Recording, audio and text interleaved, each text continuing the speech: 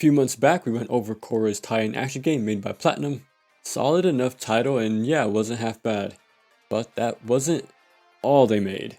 There's a Transformers and TMNT game made around that time too. And while with the upcoming Transformers and TMNT movies this summer, I think there's no better time than now to check these out.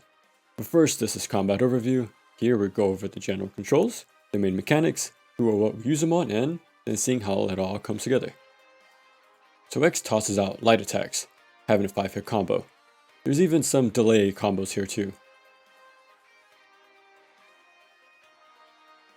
Y is your heavy attack, doing a 3-hit combo. You can even charge these to deal more damage. Now there are enders chaining between the two at different moments. Some launch, push them away, or slam them into the ground. But with this being the director's follow-up to Rising Revengeance, some design choices carried over. And that's how all enders lead into this flashy finisher called a vehicle rush attack. So after every combo, this blue flash will appear, and you can follow up with that transform vehicle attack by tapping right bumper, having you zip towards them automatically with this tracking attack. Yeah, this makes enders not too important since it all leads into the same sort of follow-up, just like the Zendatsu or something like the Aerial Rave in Senran Kagura, which kind of makes this game straightforward but super approachable with combos and their routes. But if you want, you don't have to use them. You can just let them be forward or launch state and just let them be, and you can jump cancel to start an air combo or jump cancel to move to someone else. Also, those aerial combos are the exact same ones you have on the ground, so things are easy to transfer over. But hey, it's still pretty cool we have jump cancels in the first place. Or you can use your gun as an extender for some extra damage, which opens up another car follow-up. And then yeah, go into another air combo and then rinse and repeat. Honestly, it makes for a MASH friendly game at lower levels because of it, but it still looks hype. Again, Senran Kagura is a perfect comparison, but still, whichever one you go for, cancel into your own follow-ups or use the game's automatic built-in ones for solid damage and flash. Either way, it's never going to get old seeing those cars go vroom on enemies. Oh, and actually, the car stomp ender does leave them flattened on the floor long enough for this prompt to mash on them. And honestly, those flashy transform finishers can be thought out and used with some intent if you really wanted to, because some do crowd control drift, or some set up juggles, or some lead into wall splats. So you can learn these and pull them out for situational follow-ups, even if they're automated. Okay, so speaking of transforming, we can do just that. Pretty seamless too, both in and out of combat. Just hold RB and there you go. You accelerate just by moving the left thumbstick, so as if you're walking. Once you drive long enough to reach max speed, shown by the flames. And this lets you do a ram rush attack with either your light or heavy attack, whichever one. So it's kind of like what you did with the little toys as a kid, right? I like how there's different animations too for these attacks. Optimus does a dropkick, Bumblebee does a tatsu. Wheeljack is a reused animation, but he does shoot missiles afterwards for extra damage before the follow-up. But yeah, slam into enemies, having do that same flashy finisher we have after our enders, right? So a good way to get you in and go from a car to on foot swinging. We also have sidearms, aim with LT and fire with right trigger. Might seem crazy to use them in a fast-paced action game, but there's a generous auto aim to help land your initial shot. After that, it's all on you though. Now it's not only when you're walking can you do this, but also when you're driving. So you can fire a few shots for extra damage as you drive up to him, and then go into that rush slam attack when close. See, things are just all starting to click together. Onto defenses, you can dodge by tapping right bumper, which yep, is the same button to transform. But while moving, just tap it and there you go. Or you can hold it too if you want. It does a dodge and then transform if the situation calls for it. It's all up to you. Of course, timing this would do a perfect dodge, having go into focus, slowing time. Can do this mid-air, and even while transformed. From here, can move into start a combo, reposition, or use ranged attacks for those headshots. Kinda looks like bullet time now, or some rollerdrome action going on. Oh yeah, and you can go for a car rush attack too. Whatever you want. Just don't mash dodge, because just like Bayonetta, there'll be some end lag after that third dodge. But it does take priority and cancels attacks mid-animation, so you can use a reactionary. We also have a parry. Just move the left thumbstick towards the attacking enemy right before it lands. This stops their attack right then and there. Cool thing is you can do it mid-combo too. So it definitely works on reaction, just like the dodge. Now that's not all, because we also have dodge offsetting. It's more like Oni-chan than Bayonetta. Just dodge during a combo and it'll store your place to continue soon after. While Bayonetta, you need to hold that last attack as you dodge, which you don't need to do here. Just attack, dodge, and it'll go from there. Oh yeah, even after a parry, that'll save your place in your current combo as well. I don't remember if you can do that in Bayonetta 1, but hey, they did it first before Viola in Bayonetta 3, so not too bad. Looking at the HUD, green is health. The golden meter underneath is tied to your character's unique ability, and press the left bumper to use it. Optimus has a crowd control sweep, Bumblebee has an iframe slide to interrupt enemy attacks, and Grimlock has a command grab. These can be done grounded, in the air, and can be comboed into with ease, and it'll refill on its own gradually over time. The circle around the Autobot logo fills as you land attacks, from melee, ranged, vehicle rushes, parries, and perfect dodges. She'll just stay in the action pretty much. And once filled, pop it by clicking both thumbsticks in, and this will use your ult. Has full iframes on it too, so it's good to crowd control, combo ender, and to get you out of a tough spot. And yeah, each character has unique versions of their own, some being stronger than others though. So yeah, the other characters, there's slight differences between them. Some move a bit faster, while others are a bit slower but hit harder. For example, Bumblebee starts with the lowest damage and is pretty squishy. But to make up for it, B gets crazy stuff for a combo game. He gets 2 car follow-ups back to back instead of the 1 like everyone else. And to help out with his low health pool, his unique ability is to slide under enemies with full iframes, and like I said, interrupts attacks. And no one else gets this move, only him. So it repositions, interrupts attacks, it also stuns them, letting you reset combos and to go crazy on him.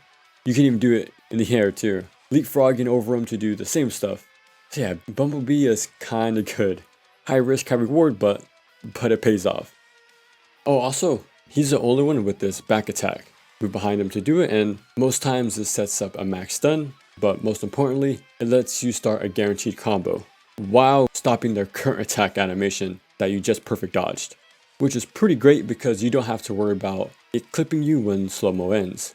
So yeah, the real difference is their abilities. Some have an extra attack like Grimlock's command grab. For some, it's movement like sideswipe's dash step to quickly close the gaps.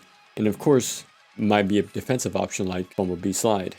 And cool thing is, you can visit the Ark, which is the game's Wondermar or Gates of Hell, pretty much. In here, you can switch to any character you want to play mid-mission, change your equipment, level up, whatever. So it's all up to you who you want to play and how you want to set them up. Speaking of that, there's equipment to swap between, from axes, swords, dual blades, drills, and more. It's kind of wild, and some weapons are even exclusive to specific characters, which gives them even more of a distinct feel. There's even synthesis stuff going on, having passives, and you can inherit between them. So yeah, a bit of Neo gear system going on. But that's not all, because we also have sidearms, blasters, shotguns, snipers, rocket launchers, flamethrowers, and more. There's even a grappling hook to leash grab them back in. Let's just add it to the list. Now you're able to swap between these on the fly mid-combo, and your setup could back up your combos, having a grappling hook to bring them in, sniper to help extend air combos, or blaster for mid-range. It's up to you how you like it. Super cool. And similar to Neo, we have individual stats to upgrade. They'll upgrade your health, defense, how much damage your vehicle follow-ups are. So if someone lacks a certain area, well, these can help fix that. There's also moves to buy like Bayonetta. The classics are here, from the directional parry, bats within, 360 spin, to Tetsuzanko, yeah, everything, the usual staples. And all of these need the same XP credits. So you gotta pick between increasing those stats, or buying moves, or for those chips, for those passives, and more. So there's a few ways to upgrade each and every character, making for some pretty solid replayability. When it comes to enemies, these blue guys are jobbers. They'll slowly run towards you and will slowly swipe at you. Solid beginner enemies to learn perfect dodges and to ease you into the game, since they're not so oppressive. There's walking shields. Now that you know how to press buttons, they're here to completely block your attacks and knocking you back. So you gotta reach max speed in your car and do that rush attack, shattering the shield. And if there's multiple of them nearby, you can aim your follow-up finisher to chain another break. Or you can charge up a heavy attack to break it too. There's jet seekers who like to fly, sweeping your position with their blaster. You can perfect dodge it, so you can jump and catch them, or you can shoot them, knocking them down out of their jet form. and if they're hovering in place, this sets up easy headshots doing even more damage. Insecticons who like to stay back a bit and fire off tracking beams or rush you once you're off guard. So they're a mix of hit and run kind of deal, making sure you can keep track of their projectiles and their mix-up melee attacks on you at the same time. Then these dual blade guys who will rush you down like crazy. They don't let up. From pairing your attacks, being more agile than most, doing actual combos on you too, they really demand your attention. And the very opposite, larger guys with hammers who have a bit more delay to their attacks compared to most. So you gotta hold back from that dodge and hopefully you don't mash, putting yourself in a bad spot to take a heavy hitting swing.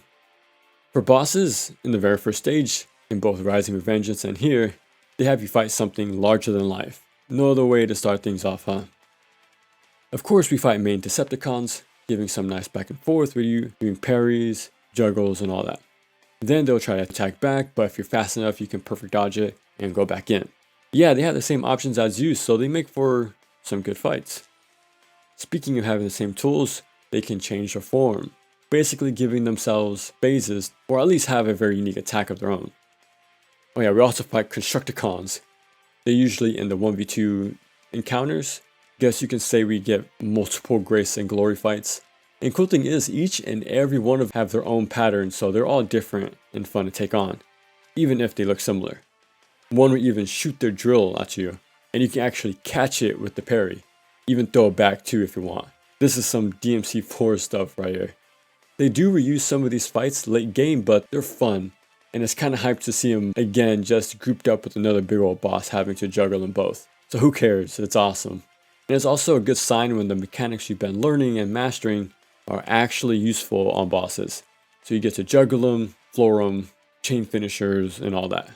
And of course, you already know, we have our rival fight at the end too for that over-the-top ending. And that's Transformers Devastation. When I finished this in Korra back-to-back a few years ago, I couldn't deny it. Yeah, I have a soft spot for Korra, but it's pretty clear Devastation is damn good. Easily the best out of the two. And hey, it's led by the same director of Metal Gear Rising, so you knew it was in good hands for something quality. Because of that, I finished it in one go. Now, it wasn't a streetwise situation again, I was just having a good time. So much so that I started to replay it again soon after on higher difficulty, because I just needed to play more. Yeah, we have the same decently sized map that's reused throughout the entire game, just going from point A to B. We do go underground or across a bridge to other places too, so the setting is mixed up enough. Of course, we gotta have the gameplay switch ups, got the must have shooter sections, some platforming, even a side view shooter section. These little in between moments help break up the pace a bit, but since it's short, you run around the little city the whole time, and how mashing is more than enough, it might come off as repetitive to some. But like I said, they mix it up enough with those set pieces, and you got gear to mess with, little stat upgrades, different weapons to use, and the characters of course. Because of all that, you won't really notice it. But it's so much more than that. Multiple weapons with their own combo routes, light Neo gear system going on with passives to inherit, solid handful of playable characters with their own distinct playstyles, plus the ults / abilities which really do affect moment to moment gameplay, dodge offsetting, parry offsetting, jump cancels, tossing gunplay mid combo, hot swapping weapons on the fly mid combo, some geometry coming into play by slamming people into the ground or walls for extra splat damage like Zoe 2, challenge missions to fight waves of enemies or bosses again for straight to the point action like Ninja Gaiden mission mode, NG Plus remixing enemy placements, increasing the attack speed, making it more aggressive, higher rewards for climbing the difficulty ladder, yeah, and most importantly, it's just pure fun to watch and play. Speaking of which, they were able to nail the G1 look, doing it justice. And I gotta say, he really did some stunning work with this art style too. Playing it the second time around really opened my eyes.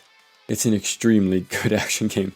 Besides the list of fun mechanics, it just lands that sweet spot of easy to learn, hard to master. Because you can mash away relying on those hype automated finishers, or step up to higher difficulties, really putting your knowledge and reactions to the test. And I actually think it's a nice beginner game for new players getting into the action genre. But there's still quite a lot here for those looking for more too. So both players can have fun and not at the expense of one another. Something Bayo 2 sadly struggled with. But hey, maybe the concepts here can help people learn to graduate to Bayonetta 1 eventually, because similar tools are here, right? And if you feel like expanding a bit to use them, this is the perfect game to get a little more comfortable and creative with them, because it's pretty fun when you do. Man, it sucks we never got a follow-up, especially with the sequel bait ending. It would have been pretty awesome to see more, or at least playable Decepticons expansion or something like that. Soundwave would have been my go-to, that's for sure. But sadly, this was removed from all storefronts too. At least there's physical copies out there, unlike Korra, so there's a chance you can play it still in some way. But yeah, great game, fun time, and it's definitely worth checking out for yourself.